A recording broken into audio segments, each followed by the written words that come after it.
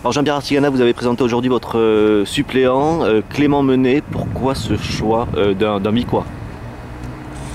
Il y a plusieurs raisons à ce choix. D'abord, il y a une raison pour moi principale, qui est la raison de confiance dans quelqu'un que j'estime, que je vois grandir politiquement, si je puis dire les choses ainsi, depuis plusieurs années, avec lequel nous partageons des convictions politiques, et qui me semble être un atout très important dans cette campagne, au-delà de la consistance géographique d'un élu simplement du Val d'Adour. Donc ça, c'est une chose que je voulais dire en premier.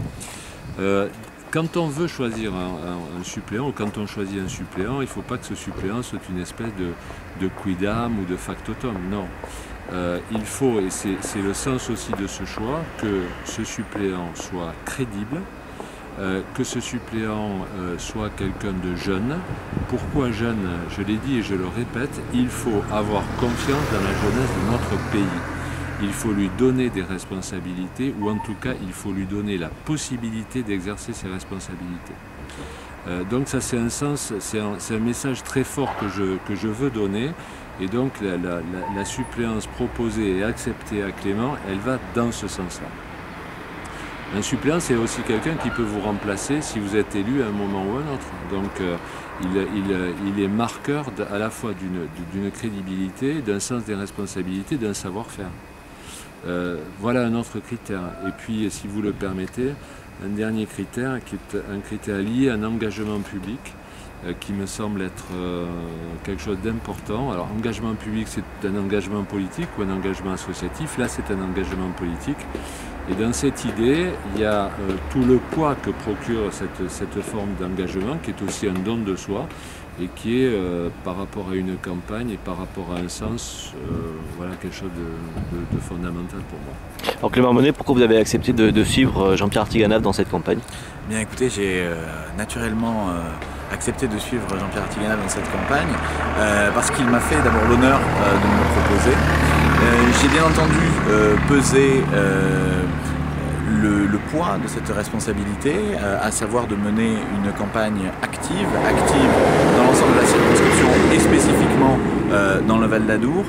Et puis j'ai accepté parce que ça va dans la même direction, dans la direction de mon engagement politique, d'abord au municipal à Vic, ensuite au régional en 2010 dans les Hautes-Pyrénées, et puis en 2012 aux législatives, alors que nous allons devoir faire campagne pour une élection présidentielle difficile, mais où rien n'est joué pour le moment. Et puis dans une circonscription où, compte tenu du fait que la députée sortante ne sera pas à nouveau candidate, il n'y a pas de favori. Et en ce sens, la candidature de Jean-Pierre Artiganave, que je vais soutenir de toutes mes forces, est une candidature crédible et qui peut arriver à la victoire. Alors justement, lors des élections municipales, vous aviez été battu de 55 voix face à un candidat qui prenait la succession de Claude Miqueux dans une terre socialiste, radicale. Est-ce que ça veut dire que quand on a une étiquette UMP de droite et qu'on joue sur des valeurs locales, on peut quand même la porter dans un territoire qui est foncièrement à gauche pourtant? Écoutez, je pense que le territoire est moins à gauche que ce que l'on pourrait croire. En 2008, la liste que j'ai eu l'honneur de conduire n'était pas une liste UMP, c'était une liste avec des gens de droite, qui sont très droits, mais aussi certains avec une sensibilité de gauche ou d'autres même pas de sensibilité du tout, mais des gens volontaires, motivés et dont la population a vu qu'ils étaient crédibles dans leur motivation. Je pense que les résultats électoraux très ancrés à gauche dans le département sont synonymes d'un ancrage à gauche nécessairement de la population, mais aussi d'un ancrage à gauche des élus. C'est-à-dire qu'il y a rarement des candidats très préparés et aussi crédibles que les élus sortants à droite. Or, ça, c'est possible d'y remédier avec une campagne active, et c'est ce que nous essaierons de faire lors de ces législatives, où, encore une fois, il n'y a pas de favori. Un dernier mot sur votre ancienne candidate, puisque Chantal Aubin-Briouat a décidé de prendre sa retraite politique au niveau national en tout cas. Est-ce que ça rebat un peu les cartes? Est-ce que la place est plus ouverte? D'abord, m'adressant à Chantal Robin-Rodrigo, je lui dis, comme à mon habitude,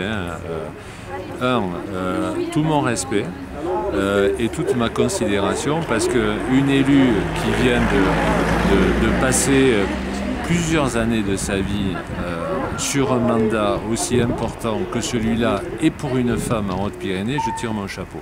Ceci dit, je prends acte de sa décision, et je la respecte une fois de plus. Alors après, vous savez, le mot d'ordre ici, dans un combat très difficile, c'est humilité et détermination. Nous ne tirons pas de plan sur la comète, mais croyez-le, nous allons nous battre avec la force de nos convictions et avec un engagement sur le terrain qui sera particulièrement fort. Au-delà de ça, pour nous, ça ne change rien à l'affaire. Il y a une nouvelle frontière et c'est une nouvelle circonscription, toute nouvelle. Il n'y a pas de député sortant. C'est tout ce que je peux dire aujourd'hui.